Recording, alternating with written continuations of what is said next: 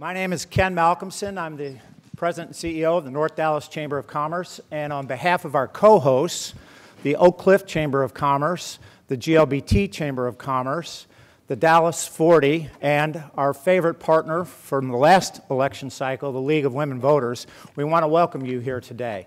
And I have the...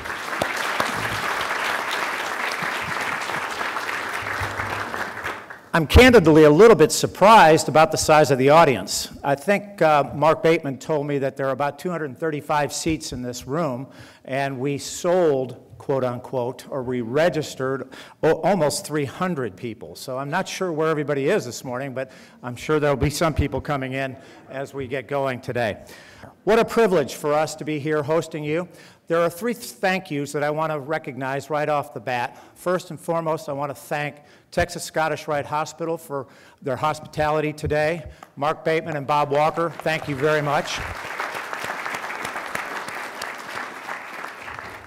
I also want to thank Richland Student Media. Richland Student Media is live streaming today's event, and it will also be recorded for future reference, and it'll be available, according to Jack, I think this afternoon. So if anybody was not here today that you know and would like to see this candidate forum, please direct them to Richland Student Media.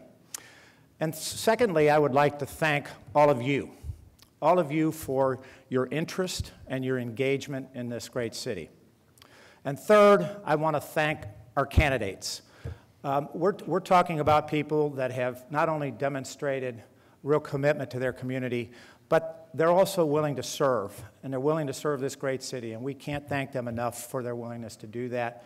This is the first time, as far as we know, that all 8 candidates are on the same stage together, and this is really thank to each of you for being here. Really appreciate it.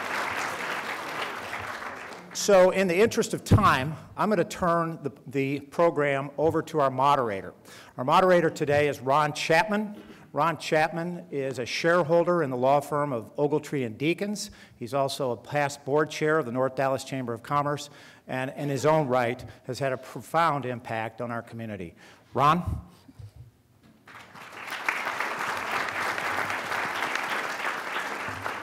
Good morning. Thank you. Thank you all for being here and being engaged in this campaign, particularly at an event that starts at 7:30 a.m. That speaks volumes about your level of engagement with our city, and it is refreshing to see. Let me remind you all that tomorrow is the deadline to register to vote in May's election. So if you have not done that, I can't imagine someone would show up at a 7:30 a.m. event with candidates who is not registered to vote, but for those watching online, maybe that may be you, so please remember to register to vote if you have not done so. We have a lot of ground to cover today, so please hold your applause until the end. Please, no video or photos should be taken. Again, this is being recorded, so a video will be available at the end. The format for today's forum will be as follows. Each candidate will have 90 seconds for an opening statement. By luck of the draw, we will start with Mr. Solis on the far left and work our way down. After that, I will ask a series of questions, and each candidate will have the opportunity to answer the question. Notice I said answer the question, not address the question, or even worse, talk around the question. You will have the opportunity to answer the question. We'll start with Mr. Villalba and work our way down and back to Mr. Solis for the first question, and then start with Ms. Montoya for the third question, and so on. Now, to the candidates, I have to say, I've been to several of these forums. I've read all your campaign materials, and no offense, but you all kind of sound alike. So, I'm going to help you. I'm going to ask some relatively specific questions today that hopefully will draw out some distinctions amongst the candidates. But I think you can assume that everyone in this room supports road improvements, public safety, affordable housing, thriving neighborhoods, improved education, and ethics at City Hall.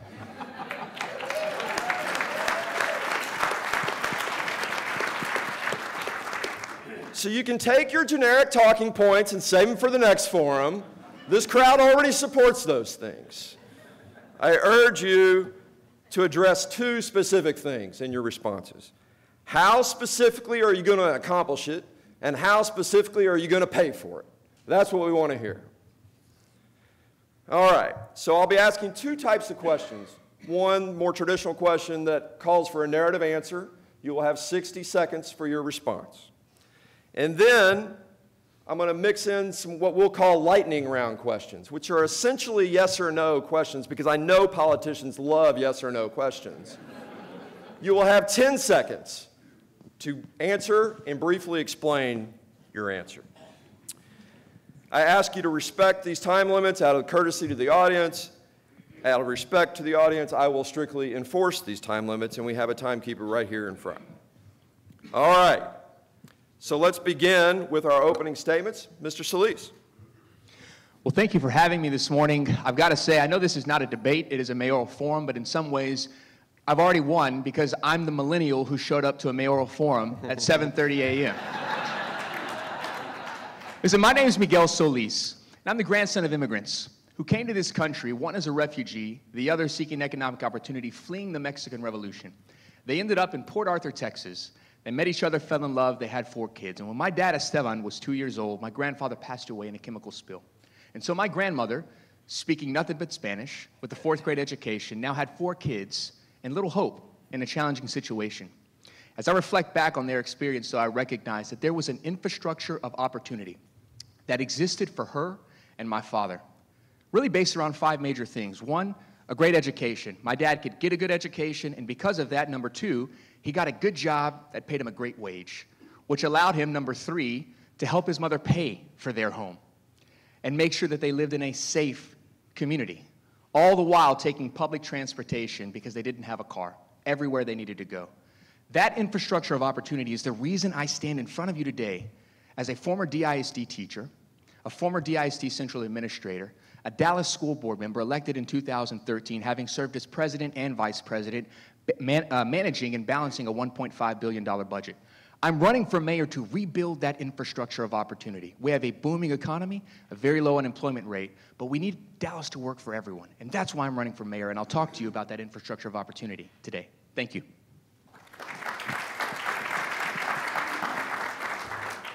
Did not learn your lesson. Please hold your applause until the end. Thank you. Good morning, and thank you for being here today. My name is Jason Villalba, and I'm running for mayor of Dallas. What a country we live in.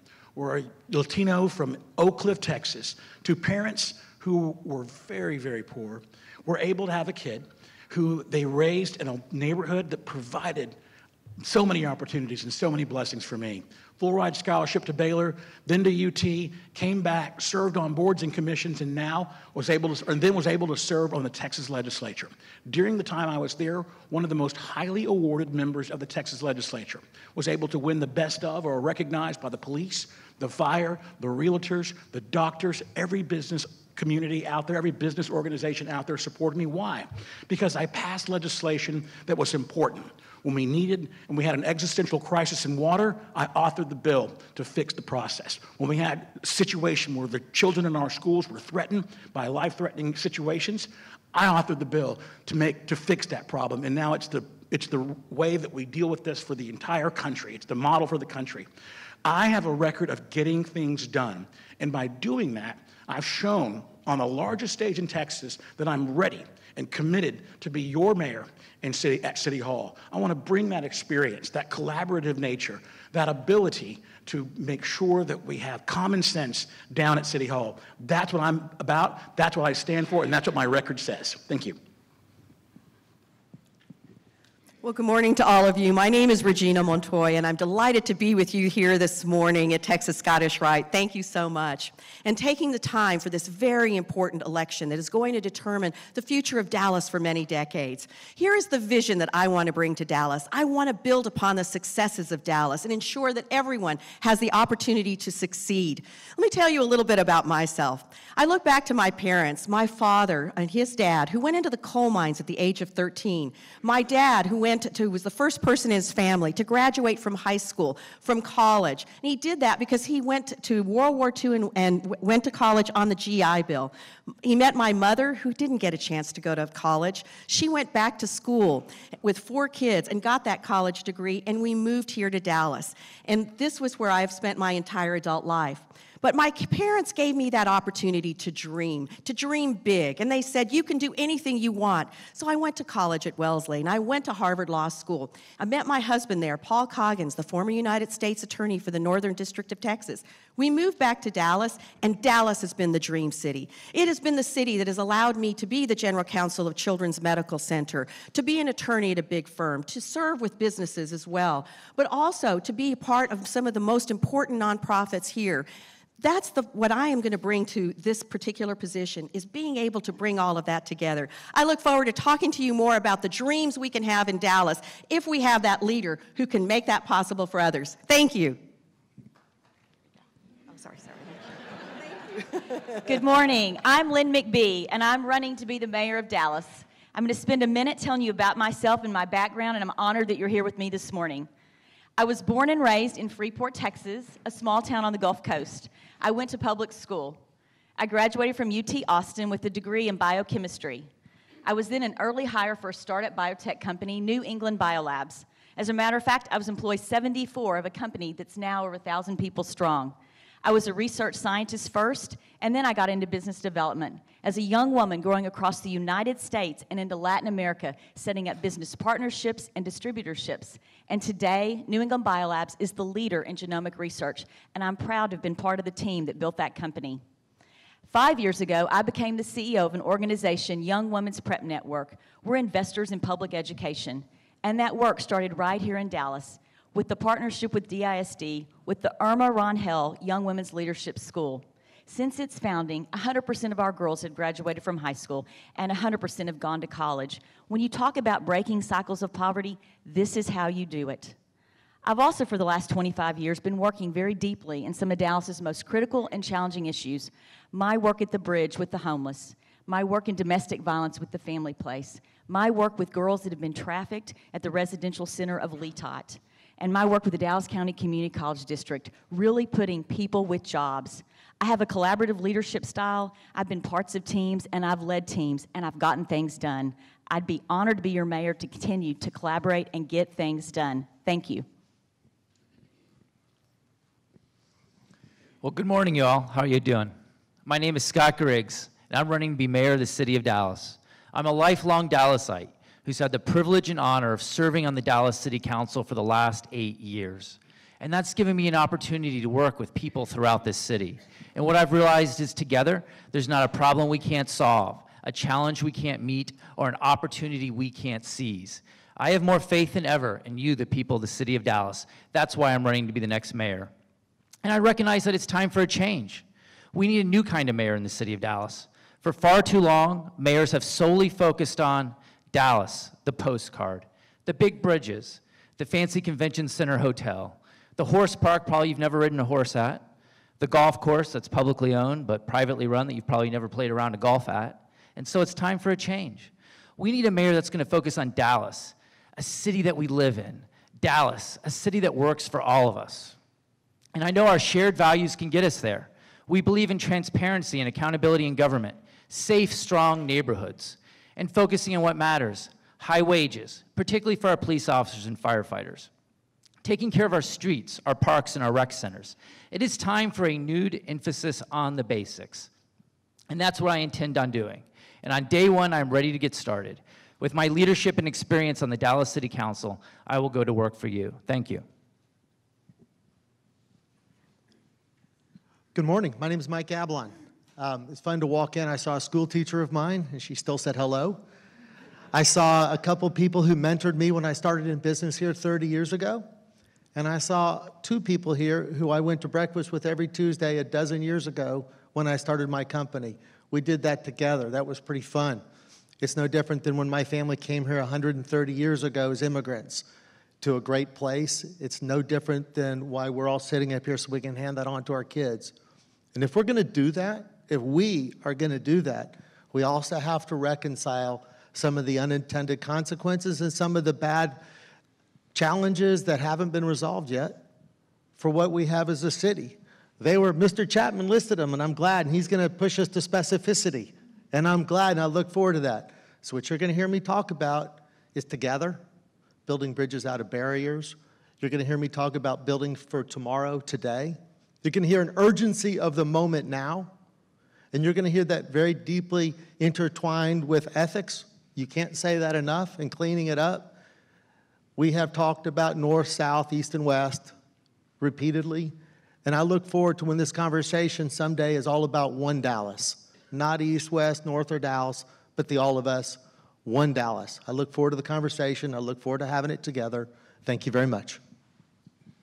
My name is Albert Black. I was born right here in Dallas, Texas. Went through Dallas public schools. My father was a doorman at the Baker Hotel.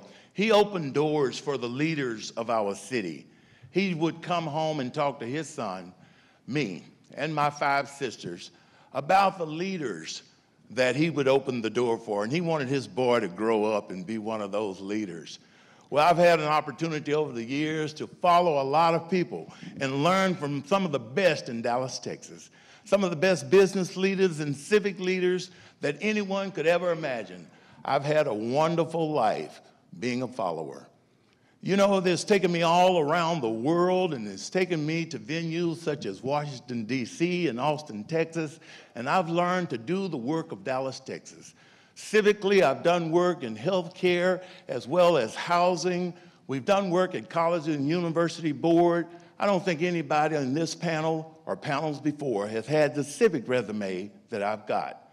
For 36 years, we've grown and developed a company along with my wife, Gwyneth, On Target Supplies and Logistics, where we've employed people, improved infrastructure, added to the tax base, and developed leaders in communities that needed it the most. I'm real proud to be running for mayor of Dallas, Texas, even though I do find it a little difficult to be called a politician. I'm getting used to it. I'm out every day working hard for your support. I hope that I can get it. My name is Albert Black. I want to be your mayor. Good morning, everyone. My name is Eric Johnson, and I'm running for mayor of Dallas because Dallas is the city that gave me my opportunity. I was born and raised here in Dallas, and I grew up in West Dallas and Oak Cliff, and I grew up very poor. But I was given a tremendous opportunity through the Boys and Girls Club of Greater Dallas and a first-grade teacher at my local public school to attend Green Hill School on a full scholarship, and I took every advantage of that opportunity. After graduating from Green Hill, I was able to go to Harvard, Princeton, and the University of Pennsylvania, all on scholarship. And then I returned to Dallas, where I began practicing law as a public finance attorney. I got married, started a family, and eventually ran for the Texas House of Representatives, where I currently represent Dallas in the state legislature. I want to make sure that every kid in Dallas has the same opportunities that I had, and even more than I had. And I also think it's really cool that we could have the opportunity in this election to elect a mayor that for the first time in Dallas's history, a kid who grew up in a neighborhood like mine in Oak Cliff or West Dallas or South Dallas or Pleasant Grove, anywhere in southern sector or southern Dallas could say, that's the mayor of Dallas. He grew up in my neighborhood. He came from a place just like I came from, and I can do the exact same thing. We have a very important duty to discharge in this election, and that is to pick the next mayor. We need to pick someone who has got the integrity, the intelligence, the judgment, and the leadership skills to actually get things done around the horseshoe. And my record in the legislature proves that I have a track record of doing all of those things and being that type of leader. So I'm looking forward to gaining your support. Thank you. Thank you all. Our first question will be for Mr. Villalba. This is a 60-second question. You have 60 seconds to answer. What is the one policy position an opponent has taken in this campaign that you disagree with the most, and why? Policy position that I would disagree with most relates to economic development and its fettered and restricted measures. Mr. Griggs, a wonderful, genuine public servant, has talked about what his economic development plan would look like. It is limited, it is hamstringed, and it is restricted. The reason that Frisco was able to get Legacy Park, the reason that Plano was able to get Toyota, is because their economic development plan was one that was unfettered and was laissez-faire and allowed the incentives to work the way that they work. That is not what Mr. Griggs' plan says. He would like to socially engineer the plan that would hamstring businesses all over Texas. They're not going to come to Dallas because they would not be interested in having the money with those strings tied to it. My policy is unfettered, unregulated, agile, aggressive, ambitious, and will bring big businesses like Amazon HQ2 back to Dallas, and other businesses that we lost to Frisco back to Dallas. I want $6 billion in Fair Park, not in Frisco. Actually, I also chaired the Mayor's Task Force on Poverty, and one thing I learned from that task force was that we have too many silos in Dallas, that the city works this way, then you have the county working one way, DCCD working one way, the DISD. I want to break that down. But I have heard some of our candidates, and I won't just identify one, but several, who have talked about how we need to outsource some of our work, say with the homelessness. Thank you so much to the Salvation Army. Thank you so much to the organizations that are stepping up and doing this kind of work. But the city of Dallas has to be able to invest in its people, has to take the responsibility for these issues that affect our community. And I want the city to be taking the lead, working hand in hand with these public-private partnerships. So I support the public-private partnerships, but I want the city of Dallas to take responsibility, and I want to see that coming before the city council to ensure that the work is actually getting done the way it needs to be done. And that's something that distinguishes me from some of the other candidates. I know how to break down those silos because I did that with the Mayor's Task Force on Poverty. Ms. McBee, what is the one policy question an opponent has taken in this campaign that you disagree with the most, and why? Sure. I've heard many of my colleagues say if we just grew the pie, then we would have economic development. And I think what we need to do is reverse that. I think we need to think about investing in basics. If we invest in basics and making sure that we're a safe city, making sure that we've got great infrastructure with roads and the right drainage and code compliance, and making sure that we champion public education, then the economic development is going to come. People are not going to want to invest if they don't think they're safe, if they don't think the roads are right, and that it's not good for development. So as I sit in here, my colleagues talk about growing the pie, and if we just grow the pie, then we're going to attract all these companies, and we're going to attract business and all these things. We've got to take care of the basics. We have to make sure that our municipal government is offering the public safety, the infrastructure, and that we've got a good public education system. And the mayor being a champion for public education, if we bring all those things together, we will have economic development. Thank you. Thank you. On economic development, I support common sense economic development. What do I oppose? I oppose giveaways. I oppose the $3 million that we gave to Costco to build a Costco off of Central Expressway. Have any of you ever been there? You can't get into the parking lot. They're making money hand over the fist. Why do they need your money to open that store? I oppose those types of economic giveaways. I'll give you another example. We gave ESPN $300,000 to put on a football game the day after Christmas that no one watched, and they barely played a quarter. Why in the world did we do that with your money that could go to police officers and firefighters and fixing our streets? I oppose the economic development boondoggles that have gone on here for too long. On economic development, I believe in a common sense approach. If a business wants to come to Dallas, particularly southern Dallas, and they want our tax abatements, then they need to hire people from the city of Dallas, and they need to pay them a good wage. That kind of common sense approach is going to move this city forward, and we are going to avoid the economic development boondoggles of the past. Thank you. I'll answer your question. I'm going to respectfully disagree with the position Mr. Griggs has taken on the comprehensive housing policy, and I'm going to be very specific about it. When you take your first shot at something like that, you've got to get it right. We all know we have 20,000 units. We know the big idea. That's correct.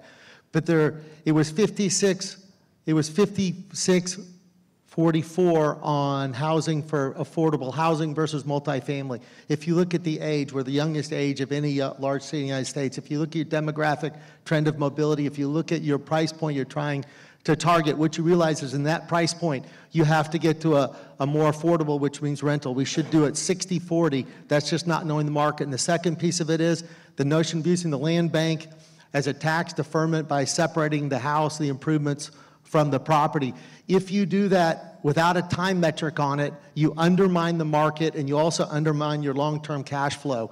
We have to revise both of those people to have a viable economic policy by which we will see the work done properly. I'm very proud that at all compass points of our city, I've said the same things to people, no matter what the audience has been.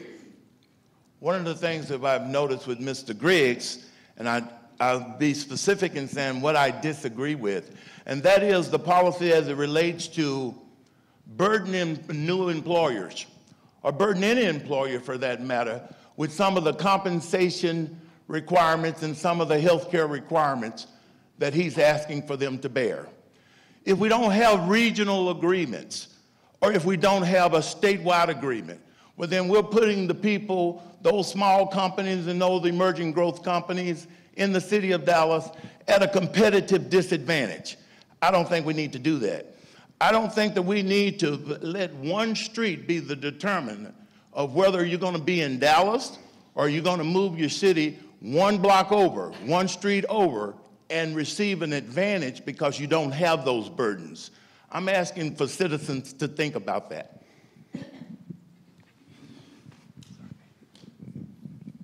So I have the benefit of having served in the legislature and making public policy on a daily basis in a very complex and contentious environment. And I've also had the benefit of studying public policy formally at the graduate level. And what I can tell you is the objection I have to the approach that several candidates have taken, not just one, is the idea that before you've actually gotten into the situation where you are actually working with other stakeholders and working with other elected officials, that you know so certainly exactly what needs to be done. That level of certainty is actually somewhat dangerous because it closes your mind to new ideas. We don't know, for example, we just don't know as candidates running for mayor without a criminology background or without consulting with the police chief or other experts exactly how many police we need to hire. We know we need to hire more, but the idea that in order to impress a debate audience, we're going to throw out an exact number, it needs to be exactly 1,000, the salary needs to be exactly 65,000, is not exactly how policy works, and we need to be more honest about that. Well, I started this by talking about the infrastructure of opportunity. And for me, the key element that drives everything else is education. It's the reason why I've dedicated over a decade of my life now to the Dallas Independent School District. But one of the things that I hear our candidates talk about quite a bit is the fact that, well, City Hall has no place in education. We need to support our educational ecosphere, but we've got no role because there's a jurisdictional barrier. If we take that approach moving forward, we miss a grand opportunity to take a revolution happening in our public education system and bolster it exponentially. I was on a panel yesterday in Austin with the Mayor of Fort Worth, Betsy Price, who I now consider a very good friend. And there was an idea that I came up with about scrubbing our city real estate, and any underutilized city real estate could potentially be looked at as a way to put more pre-K children in classrooms. It's an innovative approach. And when I said it, Mayor Betsy Price said, Miguel, we're already doing it in Fort Worth. It can be done. We need our mayor to be an education mayor because education will be the key to changing the course of this city. Thank you all. Ms. Montoya, the next question is for you. This will be a lightning round question, 10-second answer. Okay. Here's the question.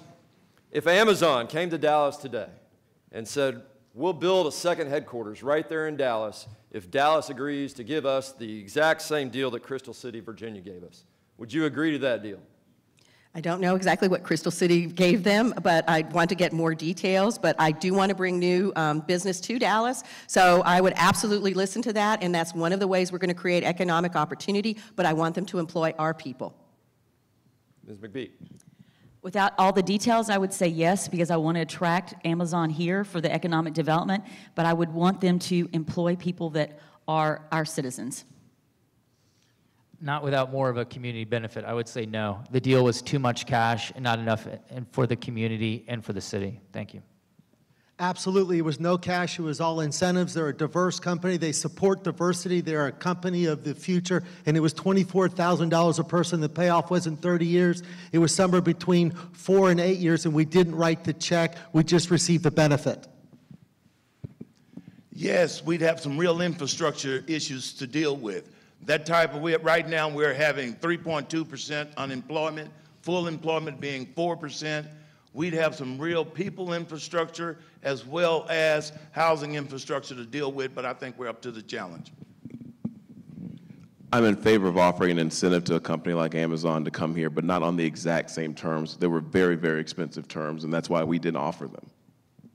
I don't know the Crystal City deal. I'm inclined to have corporate relocations here to the city, so I'm inclined to go after an Amazon. And looking at the Dallas deal, Amazon U, I thought was a tremendous opportunity for the future of this city. I want to separate myself from everyone else on this panel. Unequivocally, yes, I would do it without restriction and bring those jobs to Dallas. I don't care if they live in Plano or Frisco or wherever else. Every dollar they spend in our city is a dollar to increase our tax base. I am for it 100%. All right, thank you. Next question, this will go to Ms. McBee first, 60 seconds to answer. We've talked about infrastructure, we've alluded to roads. Where are you going to find the money to improve it? Sure. Currently, right now, we have $550 million in bond and general fund money. We have an infrastructure maintenance plan that the City Council, I believe, adopted last fall. And so if we stay on that plan, then we can push those dollars out.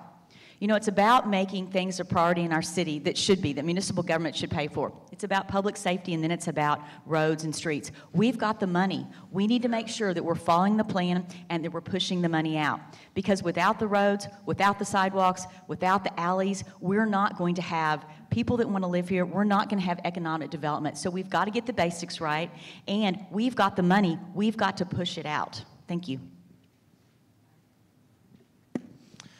We can do two things for our streets. One, we will have more money when we stop the economic development boondoggles I talked about before. And number two, which is just as important, is we need to change the way we do our street contracts. Right now, they're based on low bid. And who in here is tired of the endless street work in the city of Dallas? Who here is tired that a week after a street is fixed, the potholes come back? And even worse than that, sometimes a week after the street's fixed by the city of Dallas, the water department or Atmos comes in and tears it up, that brand new street. It's terrible. We can change all of this just by changing the way that we do the contracting. It needs not only be based on price, but based on the reputation of the contractor. Let's stop giving contracts to bad contractors who do bad road work. They keep getting the bids and game the system. Let's also tie them to a calendar. They have a certain date to finish the work. If they don't meet that date, we financially penalize them. Last, let's make sure that Streets talks to the water department and Atmos before they begin their work. We can change the way we do our contracts from low bid to best value, and is going to save us millions and thousands of hours that you sit in traffic. Thank you. First, let's define the problem. We had $550 million in the last bond package. Our need is $5 billion. That's a technical answer. How do you do that? Number one, I disagree. You have to grow the economy. We need to grow that tax base. We need to grow jobs. That gives a reoccurring revenue stream by which we can support bonds. Secondly, we have to support the things that the city only can do, which is police and fire and streets. We know that. I would advocate we look at other places where I think we're leaking a little bit. We have an airport at DFW that we can look at privatizing. We have water that we're subsidizing suburbs. There's other pieces. And lastly, I'm out of time. Oh, I have 30 more seconds. Great, I'm going to talk about the most important thing. I've got the time to talk about the most important thing. Dallas is a post-World War II suburban-urban model. That's how we've been developed. Now, everybody knows we're morphing to these centers of walkability, right? So we're going to morph to a hybrid design of suburban and urban. If we prioritize those dollars to support a suburban-urban hybrid model, then we have less need than we think we do and better prioritization. Right now, we have 3 different bonds that haven't been completely let. And I think that's a shame when citizens all over our city are clamoring for improvements in their neighborhoods. They want neighborhood beautification, stabilization, and housing remediation focused on streets, with that streets and lights being the primary deal. So when we're talking about infrastructure, we should start there. Oftentimes, infrastructure is going toward new projects. We want them to go toward new projects, but we don't want it to be at the negligence of the neighborhoods that are there now. Citizens wants to believe that when we pass a bond program, that we're not passing over them. And too often, it feels like it to the everyday citizens that are not engaged in some of the more sophisticated business organizations dealing with the more complicated issues around the bonds. They're wanting to say, what does it mean to me? And we should answer that question to them by providing the infrastructure that they need from those bond programs. You know, we don't have to always go it alone on these infrastructure projects. For example, the intersection of Garland, Gaston, and Grand Avenue in Dallas, one of the most dangerous intersections in Dallas, I was able to get TxDOT to pay to renovate that intersection. They're going to completely redo that intersection. It's not going to cost Dallas any money. TxDOT's going to pay for it. There are other levels of government that we can tap into and get our fair share of state dollars and federal dollars to help with some of this. We do have bond proceeds available to do these things that we haven't used. I'm a public finance attorney. I've been involved in many of those bond issuances, so that's available to us. But we don't have to always dip into our own pocket for these things. If you elect someone mayor who's got relationships in Washington or relationships in Austin and knows how to use all levels of government and get them working together, Dallas can actually get some help and not have to actually go into our taxpayers' pocketbooks all the time for these projects. So we'll go to Austin, we'll go to TxDOT like I've been doing, and we'll get more money to help us with these things. I've had to deal with many bonds in Dallas Independent School District, and I know that, as has been mentioned a little earlier, a lot of times the way that we contract these bond dollars out lead to changes in the work, an additional expense, and those additional expenses compound themselves until ultimately you've run out of your bond dollars and half the work was done. And sometimes it wasn't even done well. So the first thing we need to do is with those $550 million that was suggested and talked about and when we passed in 2017, we need to ensure we are getting our money's worth. We're getting the value that comes with the work related to those dollars, and we need to hold contractors accountable. The second thing, though, is this. Raise your hand if yesterday in driving through Dallas you saw a crane somewhere in Dallas. Yeah, we are a continued developing city, and all of that construction also has an effect on our roads. And as we are going to work with developers in our city, we need to make sure that they're good corporate citizens as well. And good corporate citizenship means if you tear up our roads, you help us with our roads, because that is ultimately a quality of life issue, and that matters to the future of the city. The city of Dallas in the last 8 years has seen an expansion of its economic base by 40%. Tell me in this room by a raise of hands, how many of you have seen a 40% increase in the quality of your roads? That's what I thought. 0. The reason we have not had that is because there's been no leadership in City Hall to be able to affect the kind of infrastructure input that we need to deploy the additional expansion of the base, to deploy the bonds proceeds that we have not been able to utilize, and to effectively cut the way that we are dealing with contractors who are overbidding this. You want a new kind of mayor? Look back 8 years. That's what you're going to get. The only way we move forward as a city is if we have a new outside leader that understands that. I agree with Representative Johnson, Representative, who I worked with for 6 years. I agree with Representative You served with him for 6 years, Jason. You want a chief lobbyist in City Hall that will go down to Austin and understand how to get those resources.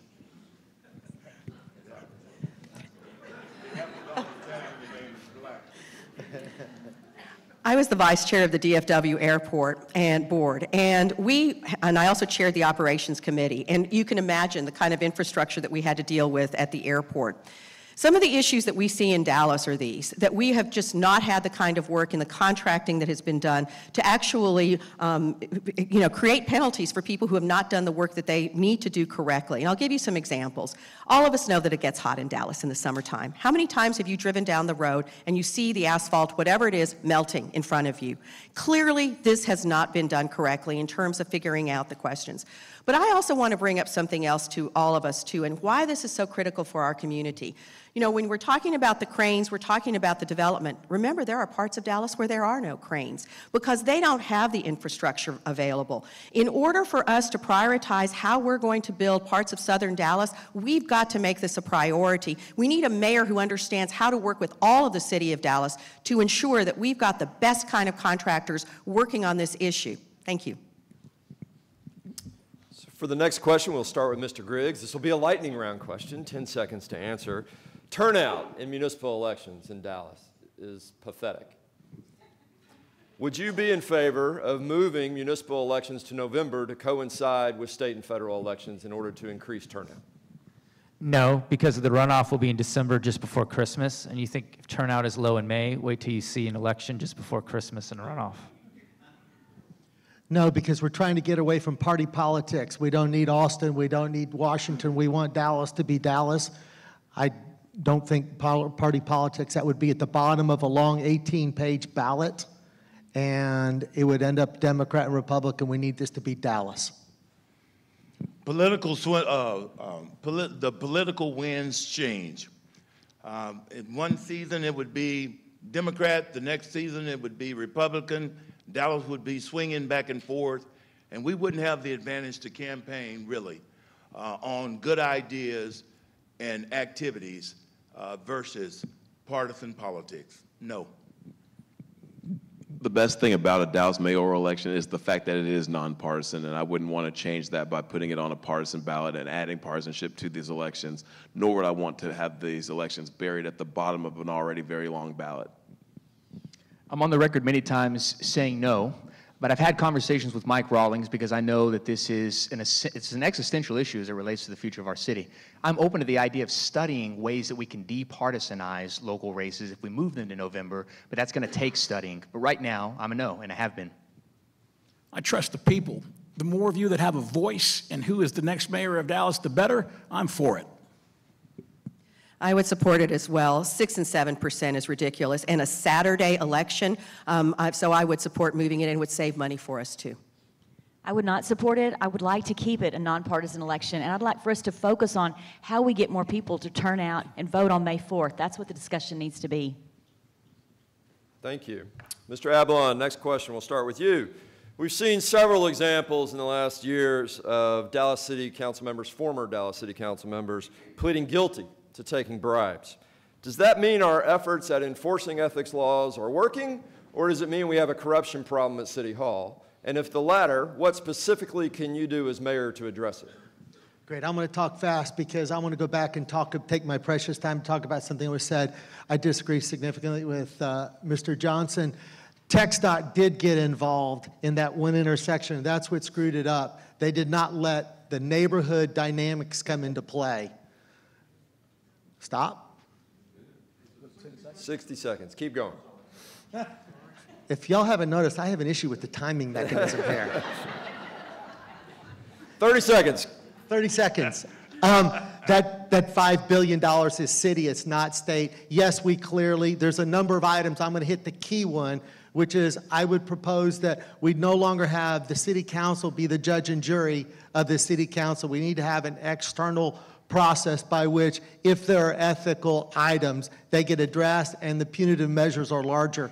You cannot let a group be its own judge and jury. That has proven not to work. That would be the first step of a proposal. And I look forward to putting a proposal out this week in great specificity. You know, I'm not willing to go out there and attempt to amend the 10 Commandments every 2 years. There's a set of rules that the city council abides by. The infractions that we've had, people have known when they broke those rules that they were breaking the rules. They were breaking the rules, they were breaking the law, it was immoral, and they should have been punished long before they were caught.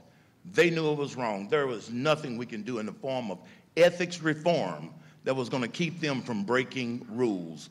They were out to break those rules. So what I'm saying about what we need to go forward with, we need to go forward with more draconian kind of measures when we have bad politics. I've got into this race with the number one issue being good governance. Just being a citizen, being at home with wife and children, I can't take it anymore.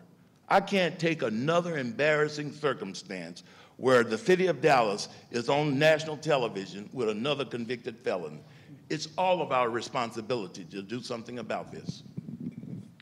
I came into office on the wake of a City Hall corruption scandal, and I started my legislative career filing ethics reform legislation to reform our corrupt system from Washington, from Austin. And I have legislation pending right now, House Bill 4370, that would eliminate the ability for a local city council person or city official from being able to be bribed in the way that our city officials have been bribed. So I would actually continue to push for reforms that would actually eliminate the source of the corruption, but I would also, as mayor, push for a reform of our city code of ethics because there's no teeth in it.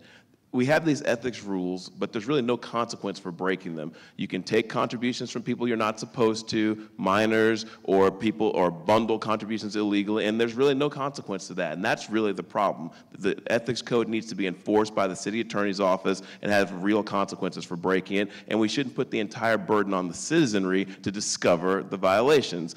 The city attorney's office should be more vigilant and more active in this process, and that is how we're going to clean up government. Day one, in my administration, we will start a scrub of the City Code of Ethics, because I agree, it's a toothless document in many ways. And if you don't have real accountability tied to that review and those ethics, then you get people that do things that we have seen, even in this election. And I mean, there's news yesterday of someone turning their nose to the fact that they did not do what they said they were going to do as a council member, and people get away with that. That's not okay in this city. If you are elected to serve your constituents and you're going to swear an oath to preserve, protect, and defend our Constitution and our city, then you are going to be held accountable if you break the rules.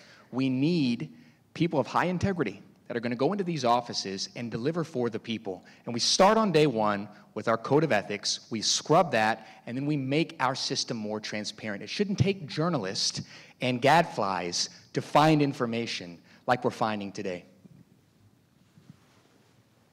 There is a culture of corruption in City Hall, and we need to clean that rat's nest up. I agree with almost everybody on this panel. Mr. Representative Johnston, his legislation makes eminent sense. I would support it and vocally support it. I agree with the trustee. We know Solis. We know something must be done. People must be held accountable. If we incorporate by reference the Texas Ethics Code into the Dallas City Election Code, the Texas Rangers, the Attorney General, everyone who would be responsible at the state level could keep us accountable.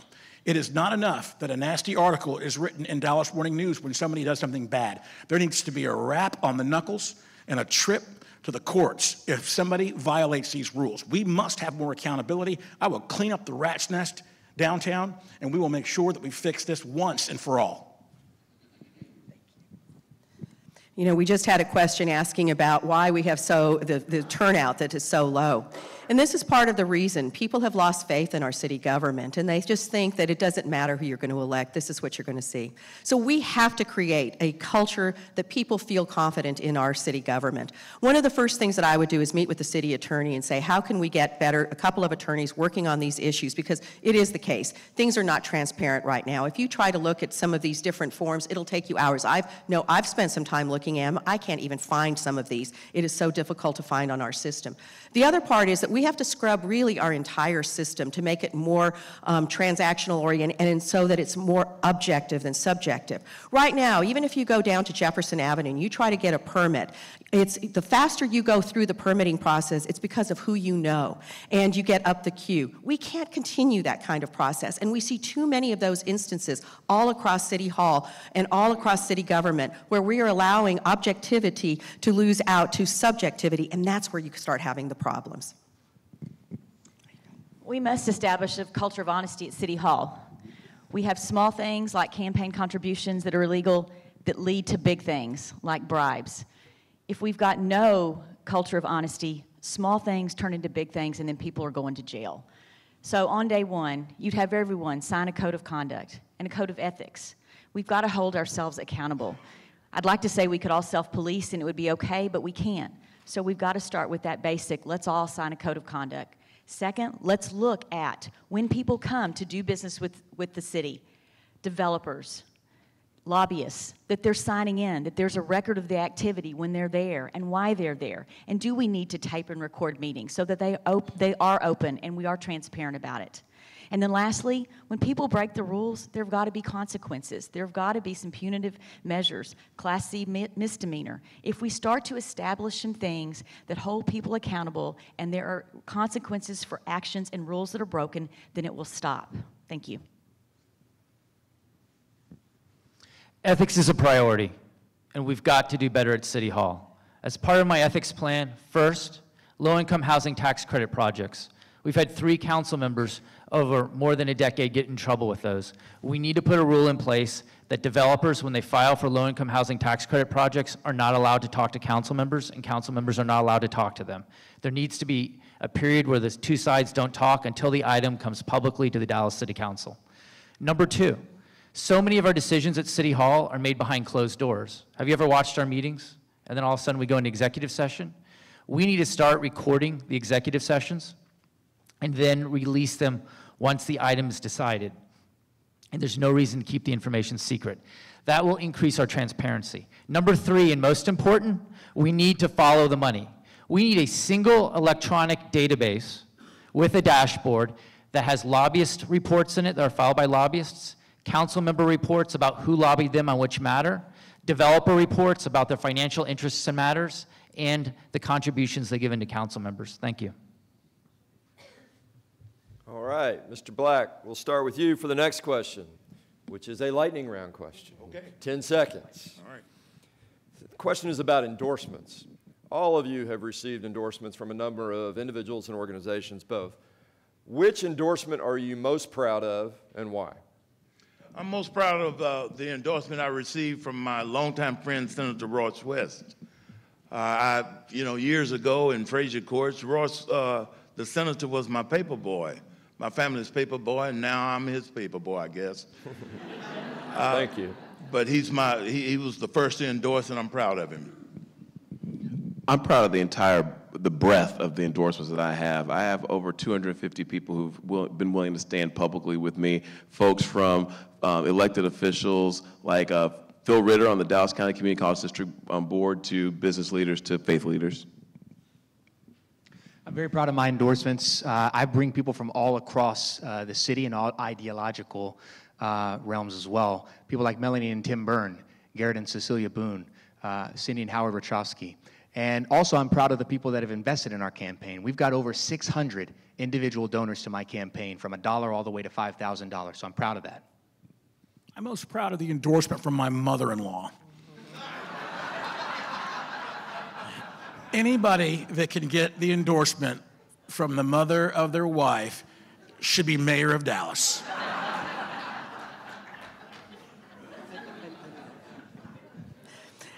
I'm proud of my endorsements because I was particularly, I wanted to make sure that we had the diversity of the entire city. You know, our city is one of the most incredibly diverse cities, 25% foreign born, majority minority city for so long, and those of my endorsements represent that and reflect that as well. I'm proud of the wide array of endorsements that I have from all of the work that I've done for the last 25 years. I have over 500 endorsements from people that I've worked with at the Bridge, to the Family Place, to philanthropists, to just volunteers. And so it's a wide breadth of people from my community service. Thank you. I'm proud of all the endorsements, but I was asked to pick one. I'll pick Sandy Grayson. Very proud of her endorsement. I grew up in North Dallas. I live in Oak Cliff now, and so it's very proud to have your endorsement, Sandy. Thank you. Jason stole my thunder because I was going to say my wife, but she might pull it. So I'm not going to go there. I would say the former city leadership, whether it's a Marcos Ronquillo or an Ed Oakley, a Ron Natinsky, that have been there, done that, and have faith in what I'm talking about. So I appreciate them. All right, Mr. Johnson, next question is for you. We'll start with you. We're all too aware of the economic development inequality between North Dallas and South Dallas. We all know that needs to change. We all know others have tried to change it. As mayor, what specifically are you going to do to encourage economic development in the entire southern sector? I'm focusing on workforce readiness because I think focusing on the state of the people in the southern sector has to date the actual buildings and the things that we think of when we talk about development. Because as I've said many times before, you can throw a Starbucks into an area in southern Dallas where the economic development isn't there already, and no one can afford the $8 cup of coffee or whatever they're charging for coffee at Starbucks. I don't really drink coffee. But my point is we have to actually get more money in people's pockets in the southern sector. And focusing on workforce readiness is exactly how we'll do that. If people can move from unemployment and low-skill employment to mid-skill employment, meaning employment that doesn't even require a college degree but does require some form of higher education in the form of a certificate or some sort of training, they'll make more money. And then the development actually follows that, because basically retail and other forms of development, they follow rooftops and they follow income. So we got to focus on the income of the folks in the southern sector. We've got to move more people out of poverty into the middle class, and the development will follow. It's what we have to do. Otherwise, we're just wishing. The promise of Grow South existed before Mike Rawlings, and it will exist after Mike Rawlings. Mike Rawlings should be given credit for highlighting the investment opportunities that could happen in the southern sector and what happens in southern Dallas if we invest from an economic standpoint. What I intend on doing is making sure that we keep the spirit of Grow South going. Let's tweak some of the issues with the fund, but we also need to make sure that we build, as I've mentioned, an infrastructure of opportunity. Let's keep the educational advancements going in southern Dallas. Let's focus on workforce development. But as mayor, I'll double workforce development that already exists right now in partnerships between DISD, DCCCD, UNT Dallas, and 75 industry partners that get kids into a job that allows them to make a good wage. Let's get our public transportation system working for people in southern Dallas that get them to their job on time. And they've got to have jobs closer to their home.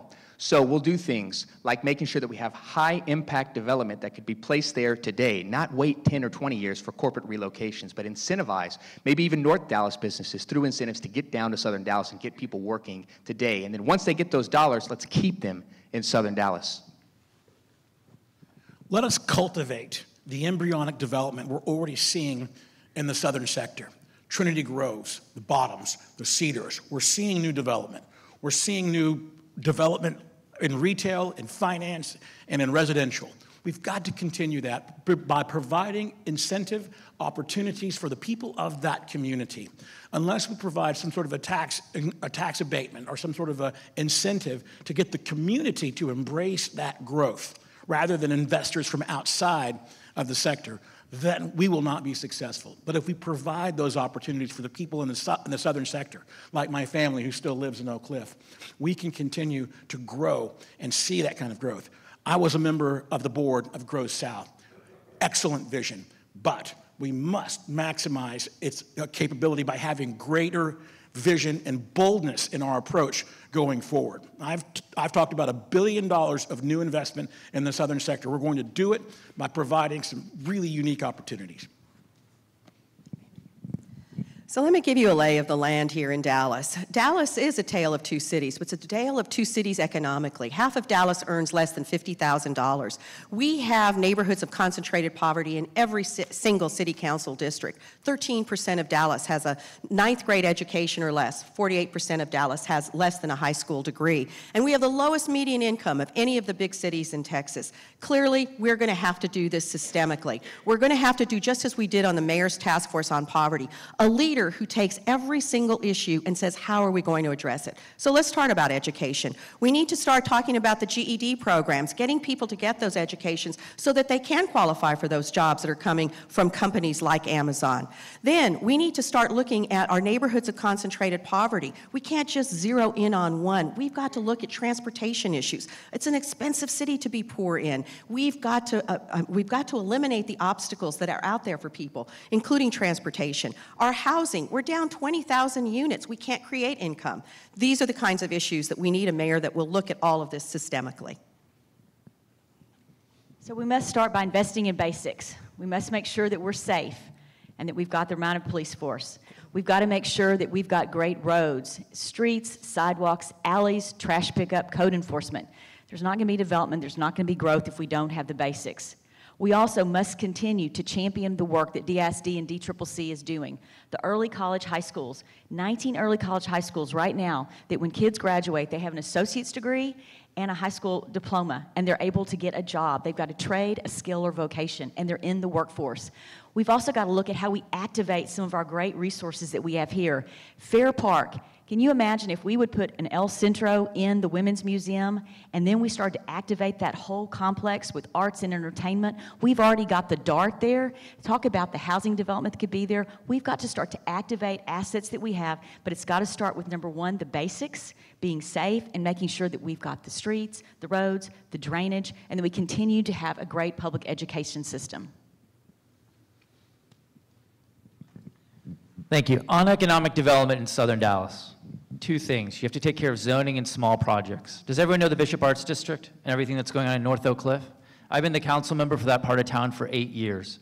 There's no part of Southern Dallas that has grown more than Oak Cliff in the last 8 years. And those two things. One, zoning that is not restrictive. Zoning that lets the market decide what to put in. And then number two, what we forget too often in Dallas, the power of small projects. The Bishop Arts District, a small $2 million investment between the buildings, street trees, sidewalks, nice places to cross the street, benches. If you make those small investments between the buildings that only cost $2 million, you revitalize an area. Look at Jefferson, what's happened down there. And there's other projects like this that can happen throughout Southern Dallas. We don't need one big project. The project at Redbird Mall is fantastic and I support it, but we can't forget lots of small projects throughout Southern Dallas, spending $2 million here, $2 million there. We'll revitalize all of Southern Dallas. Thank you. First, I want to go back to the last question. We have 3 sitting council people up there. We have a former police chief. We have another former councilwoman, and we have a mayor. When we talk about ethics, we need to be very careful that we don't make a ubiquitous statement. Never heard an ethics issue about them. Thank you to y'all for your service. Hypothetically, what we're talking about is you go in a neighborhood and has water and sewer that's 70 years old and broken or not functional for what we want it to do. Hypothetically, we're talking about a street that's broken. Hypothetically, we're talking about a neighborhood that's not connected to a trail system. Hypothetically, we're talking about zoning that doesn't meet a future need. Hypothetically, we're talking about great access. Hypothetically, we're talking about debt and equity, having access to that market where a board will approve it. These are not hypotheticals. This is exactly what I walked into the design district 10 years ago. Been there, done that, and look forward very much to helping each neighborhood understand its vibe, its ethos, what it can be, what it is, and what it wants to be, and supporting it for the future. Every neighborhood needs to be diverse and different. That's the beauty of a city. I'm very proud of my record as chairman of the Chamber of Commerce and other organizations traveling around the world, attracting companies back to Dallas, Texas. I also believe in a Drucker principle of building on your islands of health and strength. We have a large couple of industries here in Dallas.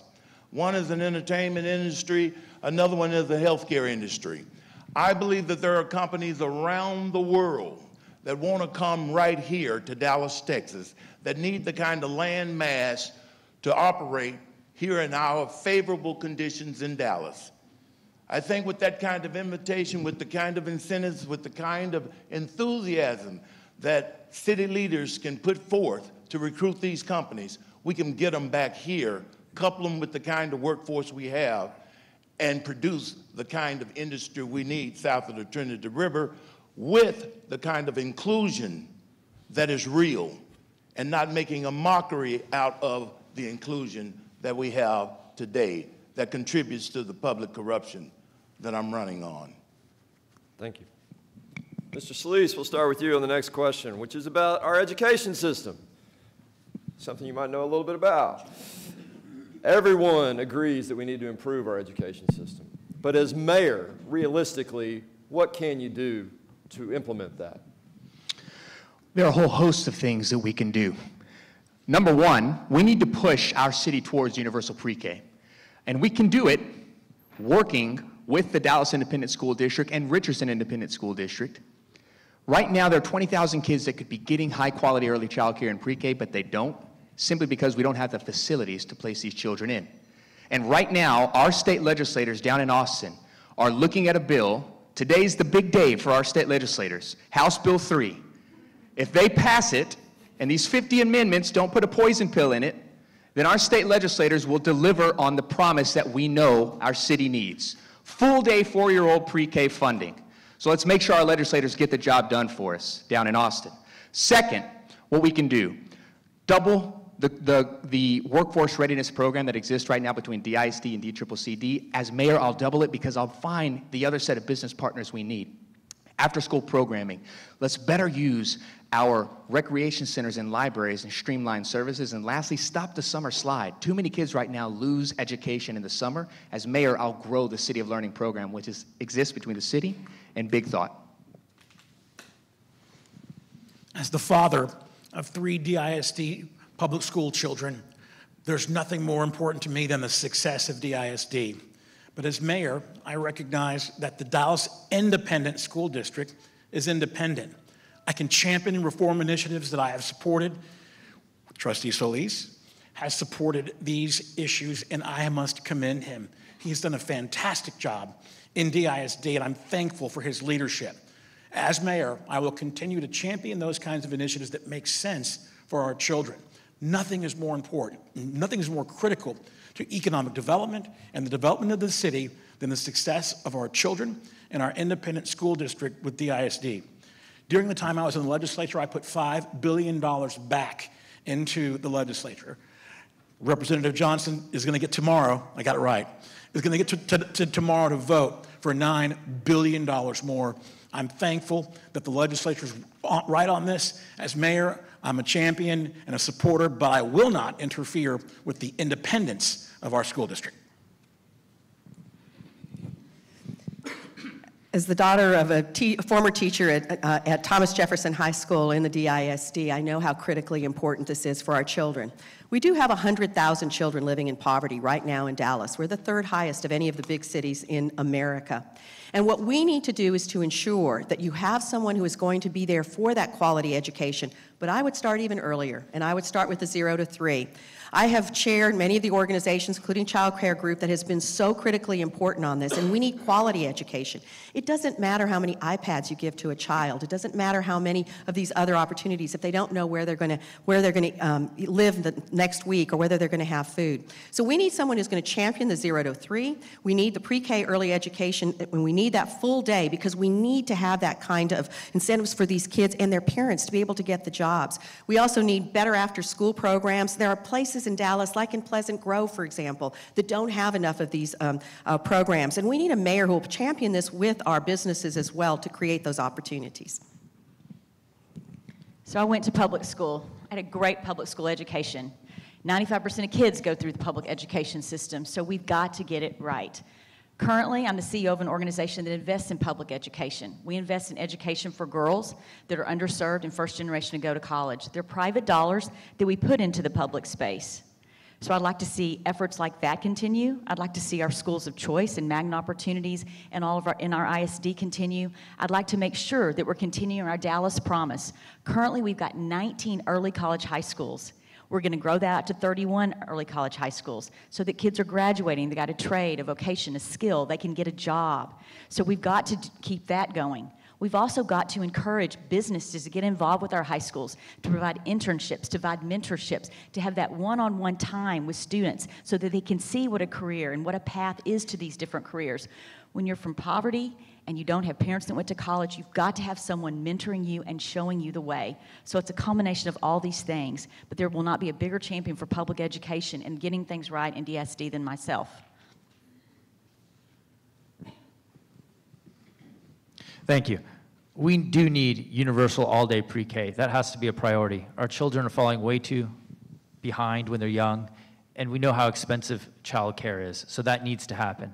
Beyond that, as mayor with DISD, I will not try to take over DISD. I did not support SOPs or home rule that effort. Also, I believe in our neighborhood elementary schools. The biggest asset DISD has is the neighborhood elementary schools. We need to keep them. And also, we have to look at what the city of Dallas can do. Our 2 best libraries in the city of Dallas are the Hampton, Illinois, and Arcadia Park libraries because they're on DISD campuses. In our future bond programs, we have to look for every opportunity for a library or rec center to put it on a DISD campus, or if it's up north, RISD campus. I went to Pierce High School, so I need to give a plug for RISD. We need to make that happen because that is a way we can save so much money and help the school district while we help the public with the library or rec center. Thank you. My mother was a school teacher. I taught college for 8 years, the last 4 years at Harvard and Yale, and there's one thing for certain that does not make me an expert at education at any level. Mr. Solis down there, given 10 minutes, could fill 10 minutes with expertise. One of the great opportunities of the mayor's position is to bring in experts. To bring in experts, get the experts, and let them guide us. The second piece, the great tool that the city has is to address the toxicity that affects a lot of these kids coming into school.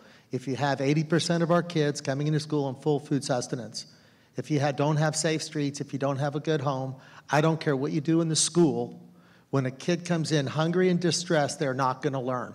That's the role of the city, is to try the primary roles to support that piece so that education can take effect. First and foremost, I would focus on what the city has the primary responsibility to do and the opportunity to do, bring in great experts, and go from there. I'm looking forward to us taking a greater role, and I'm thinking that your question is not just restricted to public ed. I'm thinking in terms of higher ed also. As someone that has served on five college or university board of regents at the fiduciary level, I'm thinking that Dallas needs to grow more infrastructure at the higher ed level through alliances and then through universities having more physical plant here. What we have to do is have more research dollars into Dallas, Texas. Other than UT Southwestern, we really missed the mark. UTD is beginning to come up through the rear, but then I'm still going to consider that Richardson and not Dallas. What we need is more research dollars here. We need more of a pull strategy in education where industry leaders are working with the mayor to determine where we're going as a city so that the higher ed can produce more of that professional talent to fill those slots. Thank you. There are two things that I am uniquely positioned to do, and if I'm elected mayor, I will do to help our public school system. Number one, the hardest populations to move educationally are poor children of color. You are looking at a former poor child of color from Dallas who is living proof of what education can do. You won't have a fiercer advocate in the mayor's office than me for education and to make that case to our children in this city that if they just stick with school, they just focus on school, their lives can turn around. And then the second thing is no entity has more of an impact on public education than the state legislature. So who better could you send and put in the mayor's office to go to Austin and advocate on behalf of public pre-K, full-day pre-K, which I've been doing for 10 years, and all of these educational initiatives that we need out of Austin than a former legislator who has a track record of legislating in these spaces. I've actually delivered dollars for Dallas's public pre-K program. I've actually helped end the school-to-prison pipeline, and I'll continue to do that as mayor. Final question. Let's limit our answers to 30 seconds for this one, given our time restraints. Mr. Villalba, we'll start with you. How are you different from every other candidate on this stage? I am different because I have exhibited at the biggest stage in Texas experience, credibility, and the ability to get big things done. When there are complex problems, my approach is to collaborate, work with others to find solutions. The reason I was the best of by the Texas legislature from all those organizations is because they know that I was able to reach across the aisle, work with people that might not agree with me to find solutions to these very complicated problems.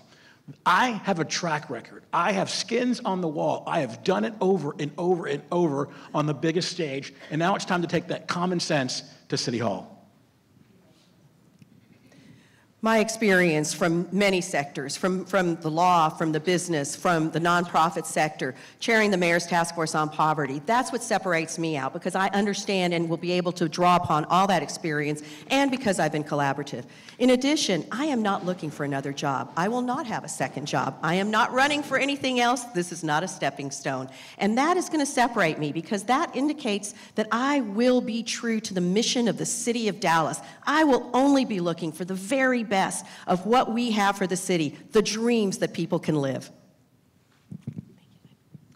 So for 25 years, I've been dedicated to the service, working at a very grassroots level, understanding difficult issues, sitting across the table from someone that literally has their belongings in a garbage bag, and trying to get them back on their feet. I've worked in things that are not pretty in our city: homelessness, domestic violence, human trafficking. I've worked in public education, deeply understanding issues, and then having the ability to lead people, to bring people together in a collaborative way and get things done. I want to get things done for Dallas. I stay committed to Dallas, and I'd be honored to be your mayor. Thank you. Thank you.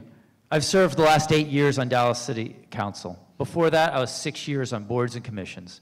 I know Dallas City Hall inside and out, and it is unlike any other place. I am ready on day one to lead. I have already led on issues from killing the Trinity Toll Road to raising our police pay from $48,000 to $60,000 this last budget. And on day one, when I go into office, I will tackle the housing crisis.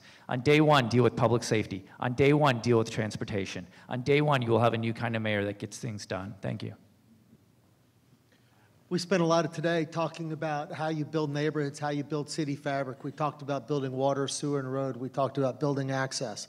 We talked about starting companies and building companies from scratch. We talked about what makes a great city from the bottom up. I'm a bottom-up guy. I have gone through each of those pieces. That's quite different than my colleagues on the stage. And when you really, really get to it, that's all I know. It's all I care about. Austin is great. Not interested. I'm the most thankful fellow. I'm the most thankful person amongst my colleagues. My life in Dallas, Texas has been a Cinderella story. I've worked with and for you. When the phone rang, I answered. I worked with you, I worked on your side. In the organizations we work with, we moved the needle. We got things done. Civically and in business, we've done the job in Dallas, Texas. I'm counting on you now.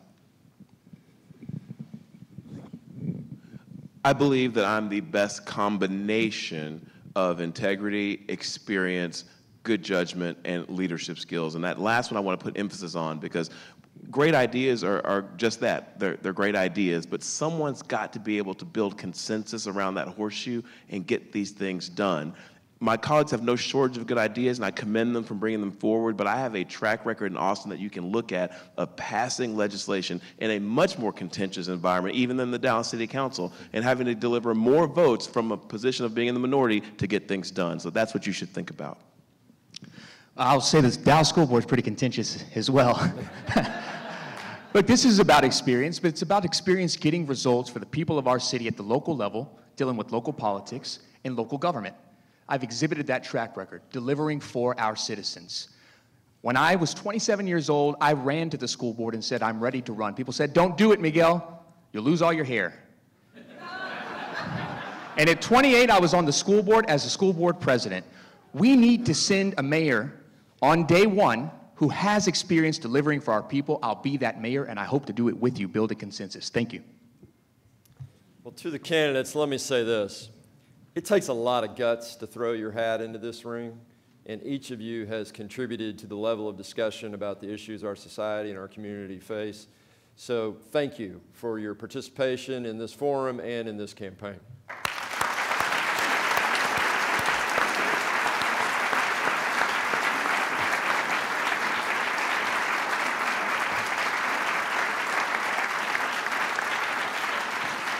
Now to all of you, roughly 70,000, maybe 75,000 people are going to vote in this election. That's pathetic, but it also makes you even more important. Former Supreme Court Justice Thurgood Marshall once said, "This is your democracy. Make it, protect it, pass it on." Being here is great, being engaged is great, but you now have a responsibility. You're one of the more educated voters in the entire city as a function of you being here today. So you have a responsibility to go encourage others to vote. And I would ask each of you to drag 3 people who otherwise wouldn't vote to the polls. And let's try to get to 100,000 voters in this election.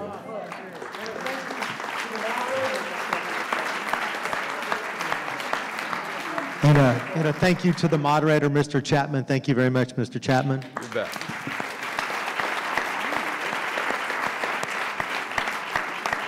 Thank you for the great organizations that helped sponsor this event. Please, I would encourage you all to get involved with those organizations. This concludes today's forum.